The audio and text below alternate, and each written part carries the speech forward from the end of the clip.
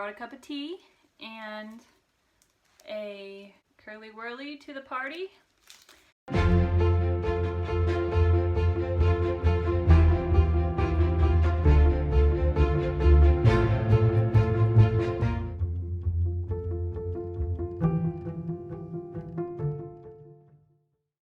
I thought while we chat just a little bit, I would put on my new sensor because it needs to be replaced.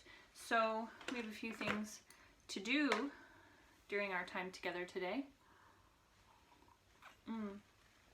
But this video is one that you guys have been requesting.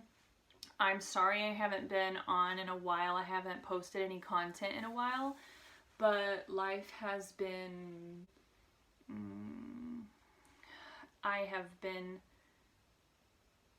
it's related to the content in the video, basically. I have been tired, not of YouTube, not of making videos. The idea of making videos is wonderful, but it's the getting to do all the stuff that doesn't seem to be as possible sometimes.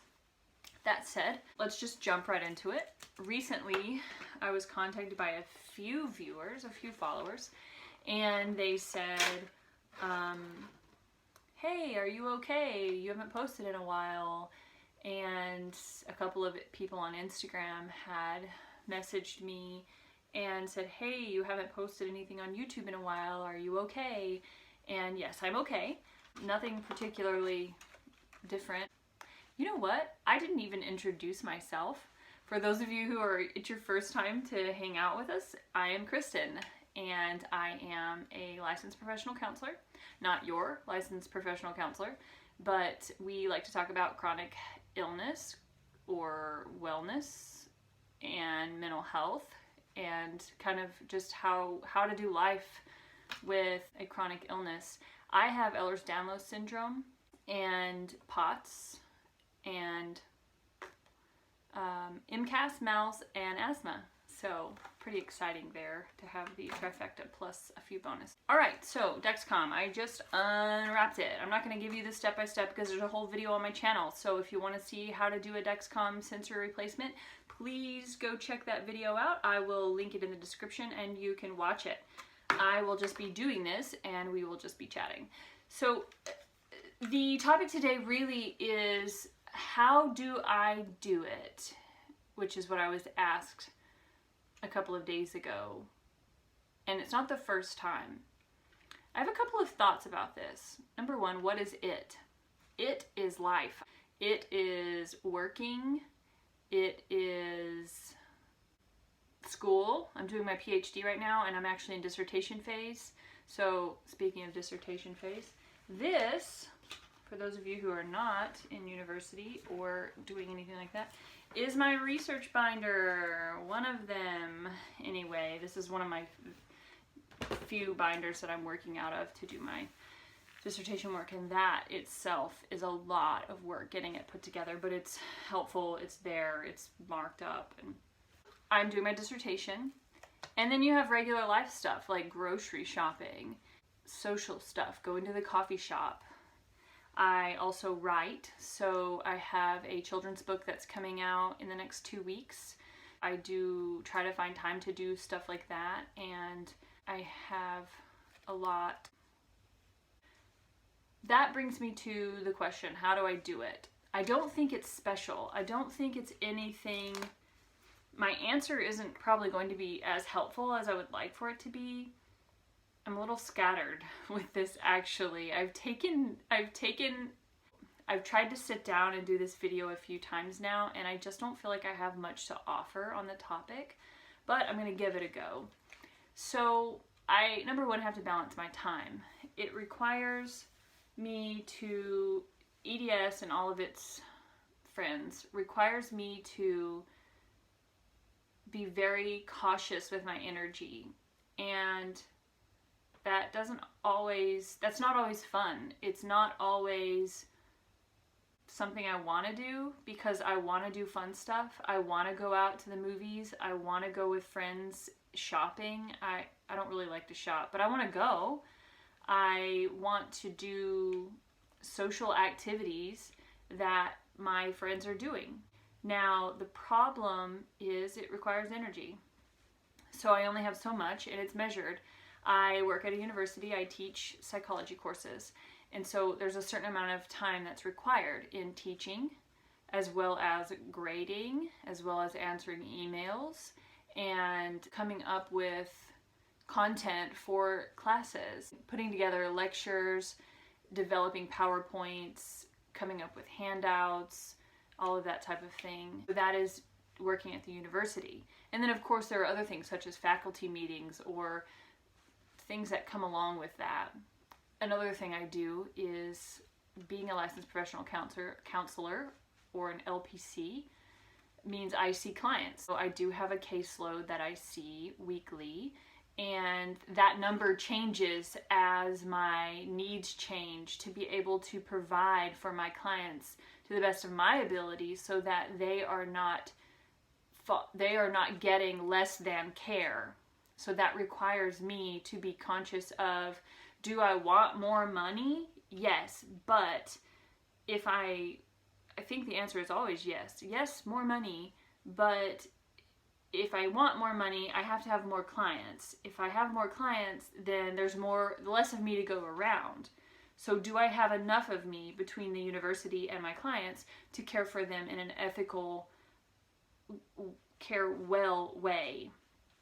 The answer is right now, I have to have less. To care for my clients better and to make sure that I am maintaining ethical standards and a certain standard of care, that means that I have to have less clients or carry a smaller caseload. That is university and counseling, my private practice.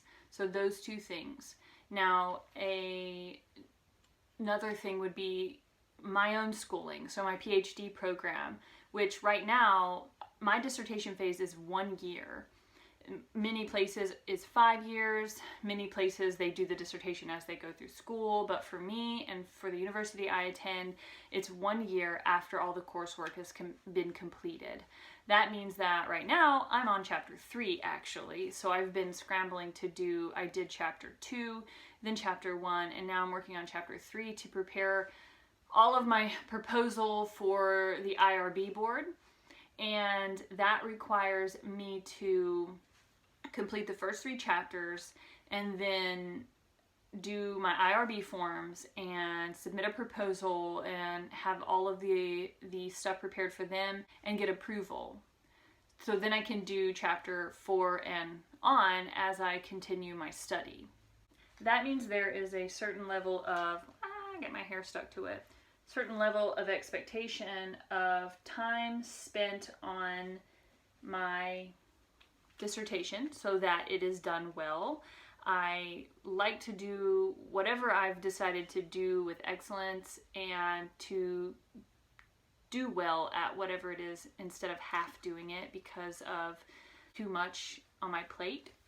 I don't like functioning that way. I don't like having too much on my plate because then stuff is not done with excellence. So that is my preference. All right, let's see here. Okay, that said, how do I manage all of that? Because my health, I know many of you who are part of the chronic illness community, it's a full-time job. It's medications at 8 in the morning and 8 at night. It's nebulizers 4, 5, 6 times a day, O2 2 or 3 times a day, blood pressure if it's needed to be checked, manage my Dexcom, manage my Omnipod, change those things out when they're needed, fill up my pill containers, do weekly IVs. What else? If I need heat or ice to manage my joints or any types of subluxations or dislocations, that is required. If I'm having a real potsy day, then that means that everything I do is going to be much slower, because if I have to go to the kitchen, I may have to sit down 3 times on the way in there because I'm dizzy or lightheaded or my vision keeps going or whatever, my blood pressure is bottoming out. So there's a lot to all of that, not to mention insurance calls, doctor's appointments, checking on referrals, making appointments, going by the pharmacy and getting prescriptions, making sure my prescriptions are called in. Believe me, you have to back all of this stuff. You can't just wait for an office to do what they're supposed to do, because really things get lost. So where I may have a doctor call in a prescription, I need to then call the pharmacy to make sure they're receiving it or have received it, or if it's ready. If they have received it, I have to call again before I go up there, because I've gone up there plenty of times and had to wait 45 minutes to an hour for my prescription, and that's not really doable for me. Those things are extra peripheral things. I've got to get my little app going on here. So those types of things are not super considered. On top of that, when do I socialize? That right there, friends, is the thing that gets sacrificed, because I cannot sacrifice my health. If I have a migraine, a lot of things stop. You get ice, or you get heat, or you get both. And when I'm exhausted and everything hurts, I have to lay down. What can I do while I'm laying down? I can grade papers. I can write, because some of my downtime is spent writing. That means unless someone comes over to my house, the likeliness of me getting to socialize is very minimal. Okay, we're gonna do stop sensor. Stop sensor. We're gonna do a new sensor. Enter code. The code today is, enter manually, 9311. Okay, that means that unless I'm talking to one of you or friends online, I'm probably not socializing. I try to do a coffee shop visit with somebody once a week. Very rarely does that happen more than 1 week in a row, so that means that is the place that I start censored. We are good to go. So that's the thing that suffers. I wonder what you guys do to supplement in that way. What have you found that's helpful? I craft, I do hobbies, but those are not social things. Those are not things that get me connected to other people. Social media does help. So to answer the question, how do I do it? I sacrifice things that I love. That's not really the answer you're looking for. Unfortunately, it is the answer for a lot of us. We lose relationships. We lose more relationships. We lose job opportunities and things that we really enjoy and have looked forward to. And we have to realize a new normal on a regular basis as things change. Having this new diagnosis of MALS means that I have an answer for stomach issues, but it means that there is more complication to the situation. What does this mean for my future? I have no idea. And I don't mean MALS, I mean in general. I don't know what to expect a year from now. My life is not what I imagined it to be, but it has things in it that I never could have dreamed of that are wonderful and beautiful. So there are silver linings, but we have to be intentional in looking for them. I'm not really sure that this is incredibly helpful, but I think it's real. I think too many of us are looking at some YouTubers who we do see snapshots of their life and it looks wonderful, but we don't see the moments where you're on your knees in the bathroom vomiting, sorry for those of you with weak stomachs, or having to sit down every 3 feet just to get a soda out of the refrigerator, or having to miss out on social engagements or relationships because life goes on and it goes on whether you're present or not, and that's hard. I don't want to minimize the reality that we are responsible for finding our own happiness, because we are. We can find goodness and kindness and beautiful moments every day, but we can also find a lot of heartache, sadness, loneliness, and grief. And this is kind of where that grief cycle in past videos that we've talked about comes in. And I think it's very important that we make space for grief and we allow grief to have its time. That doesn't mean stop living, but it does mean find a way to find fulfillment in the grief or simultaneously with the grief. Because the more we push grief away, the larger it grows and it backs up, and at some point it's going to explode in our life. I haven't quite mastered this yet, as I am still grieving regularly as things change, new normals occur, and people outgrow my situation. Can I call it that? I'm not really sure what to call it. Their lives continue on. They get married, they have children, their children make friends, and they have sporting events and other things. They grow. Their life gets bigger. And my life is staying steadily moving forward, but it doesn't grow in the way that my peers' lives are growing. It grows in the way that others experience in chronic illness community. Many of you have found spouses, and I could not feel more gratefulness that I see more and more people with EDS in the group that I'm in getting married and finding happiness in partnership, because your home can get very quiet and very lonely when you don't have a partner present.